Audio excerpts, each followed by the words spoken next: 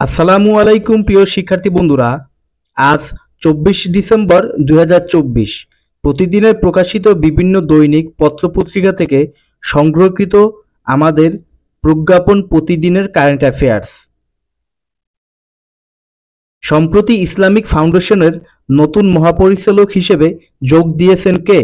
তার সঠিক উত্তর হচ্ছে আব্দুস সালাম খান। ক্ষমতাচ্যুত সাবেক প্রধানমন্ত্রী শেখ হাসিনা ও তার ছেলে সজীব ওয়াজেদ জয়ের বিরুদ্ধে যুক্তরাষ্ট্রে $300 মিলিয়ন পাচারের অভিযোগের তদন্ত শুরু করেছে কোন সংস্থা? তার সঠিক উত্তর হচ্ছে দুর্নীতি দমন কমিশন, সংক্ষেপে বলা হয় দুদক। মার্কিন যুক্তরাষ্ট্রের সিনেট প্রতিদ্বন্দ্বিতা থেকে সরে দাঁড়ানোর ঘোষণা দিয়েছেন কে? উত্তর হচ্ছে যুক্তরাষ্ট্রে নবনির্বাচিত প্রেসিডেন্ট ডোনাল্ড ট্রাম্পের পুত্রবধূ লারা ট্রাম্প। অন্তর্বর্তী সরকারের উপদেষ্টা হাসান আরিফের মৃত্যুতে রাষ্ট্রীয়ভাবে শোক পালন করা হয়েছে কবে? উত্তর হচ্ছে সোমবার 23 ডিসেম্বর 2024। 10 বছরের জন্য চট্টগ্রামের এম এ আজিজ স্টেডিয়ামের বরাদ্দ পেল কারা? উত্তর হচ্ছে বাংলাদেশ ফুটবল ফেডারেশন বা ফুফে।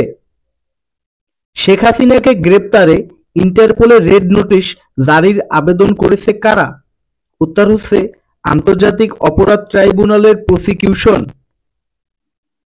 বাংলাদেশি তৈরি পোশাকের সবচেয়ে বড় ক্রেতা প্রতিষ্ঠানের নাম কি? উত্তর হচ্ছে H&M।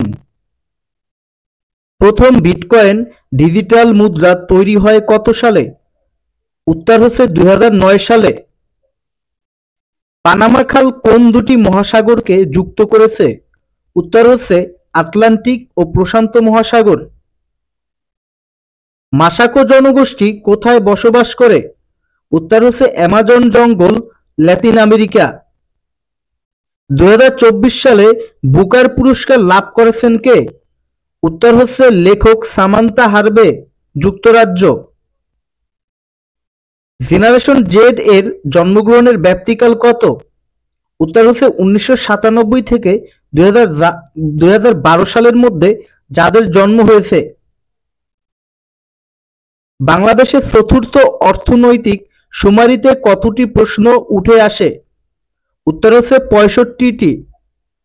শিক্ষার্থী বন্ধুরা, আগামীকালকে তোমাদের জন্য কুইজ থাকবে। WHO এর তথ্য মতে বাংলাদেশ বিশ্বে কালাজ্বর নির্মূলে কততম দেশ?